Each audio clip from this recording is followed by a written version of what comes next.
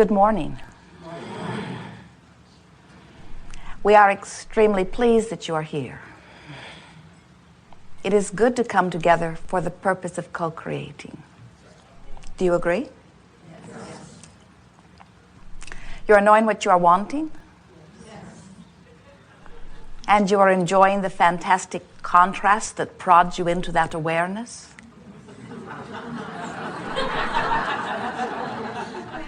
Oh, especially that. You are remembering that you are leading edge creators. You are feeling the importance of your perspective. We want you to. As you are here on the leading edge, with all of the variety of perspectives that you hold, you literally summon Source forward. And in the process of your contrasting, comparative, evaluating, focusing is the best word, experience, you literally summon Source. Do you know that? In your physical format, you have an expression that you often say or hear, which says, ask and it is given. But there are few of you who really understand the full meaning of that. A fuller meaning than you may realize is every small preference or every loud cry, every wish for everything is answered.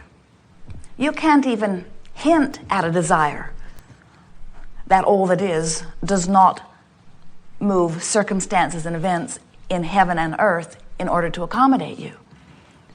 And sometimes when our physical friends hear us say that, they say,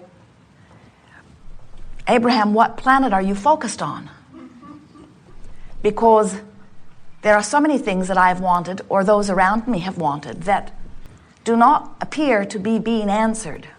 So many requests that seem unanswered. How can you say, ask and it is given?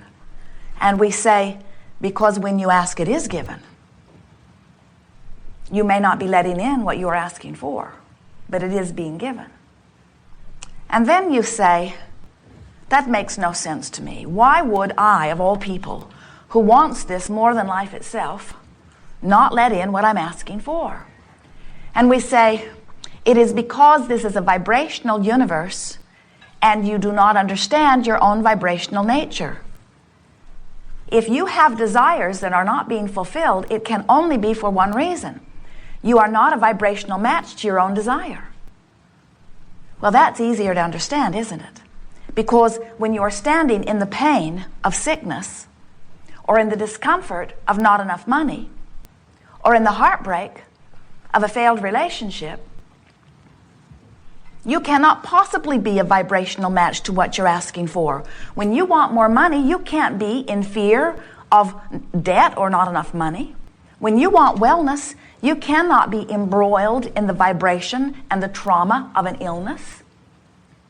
Because in this universe that is vibration-based and managed by law of attraction, you cannot offer one vibration and be a receiver of another, any more than you can set your radio on 98.6 and hear the music that's being offered on 101 FM.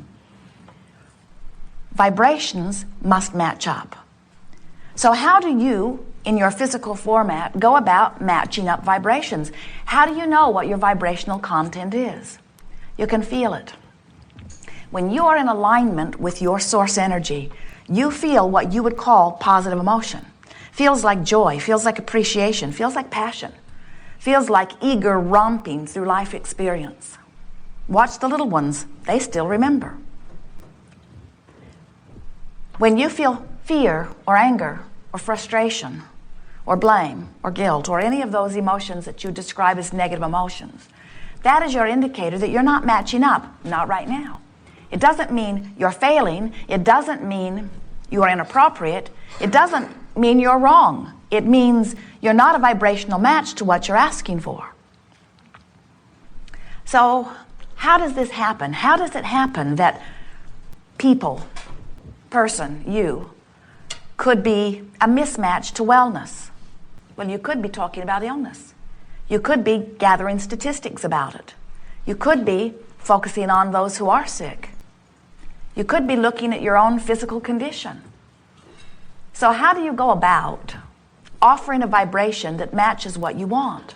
You do it by thinking about what you want, by talking about what you want, by pretending that you already have it, by imagining that it is done. But sometimes the trouble with that, if you really, really, really want something, is when you think about this thing that you want, what really happens is that you activate the vibration right where you are. So instead of moving closer to what you are wanting, you just aggravate where you are. So then you say, well, I'll try harder. But that only aggravates it more. And so then we say to you, you got to come to terms with what your dominant vibrations are. You've learned them over a period of time. Some call them beliefs. Some call them core beliefs. That makes them sound really unchangeable. We prefer to call them dominant vibrations, and we even prefer to explain that the reason that a vibration is dominant is just because you've practiced it quite a bit. In other words, you've activated that thought on a pretty regular basis, and law of attraction is helping you out by now bringing you more thoughts that are like the thought that you keep activating until pretty soon that's just the easiest way for you to go. Not because you want to, not because it's the best thing for you, not even because it feels good, but just because that's what you've been doing. So when we ask you, of these choices, which feels more like you? In this set of dominant beliefs, when you think of money or abundance, financial abundance, does it feel like freedom and adventure to you, or does it feel like struggle? Does the subject of money feel like elation or fear? Sometimes you say, oh, some of all of that, and we say that's good. That means you do have more aptitude to change or to choose. When we ask you about your dominant relationship, does it feel like fun or bondage? When we ask you about your body, do you feel sure-footed? Do you feel vulnerable? You can tell how you feel. You can tell how you usually feel. You know, if you'll stop to think about it, where your dominant vibrations are. And we're wanting to soften the idea of a dominant vibration by saying, it's just the vibrations that you've activated most. So you say, well, if it's just a matter of activating a vibration, then I suppose I could deactivate those that aren't serving me. We say, go ahead. So you say, all right, I'm going to deactivate that vibration. But you didn't, you activated it. So you say, I'm not going to think about that anymore. I'm going to deactivate that. But you've just activated it again. So how do you deactivate a vibration so that it is no longer continuing to be or become a dominant vibration? The only way that you can deactivate one vibration is by activating another. Because this is a universe that is based on inclusion, not exclusion. So when you say yes to something, you include it. When you say no to something, you include it. So when you say, I'm not going to activate you anymore, you've just done it. And the more you don't want to activate it, the more you activate it. There's a war on drugs, a war on terrorism, a war on crime, a war on teenage pregnancy, a war on cancer, a war on all kinds of things, and every one of them getting bigger. Because humans keep thinking they can push hard enough against that thing they do not want and that they will eventually obliterate it in their attention to it. And we say, it could not be more backwards. You must deactivate that which you do not want by activating that which you do want. So as Esther listens to us, and she listens to you, and she listens to herself, and she realizes that even today, with all that she has learned from us, and all that life has taught her, is that there are some things still where she carries a vibration from way, way, way, way back.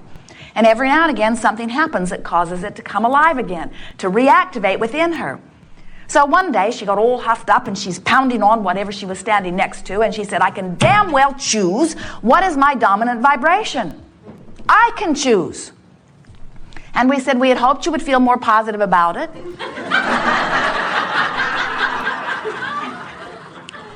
But step one is good too.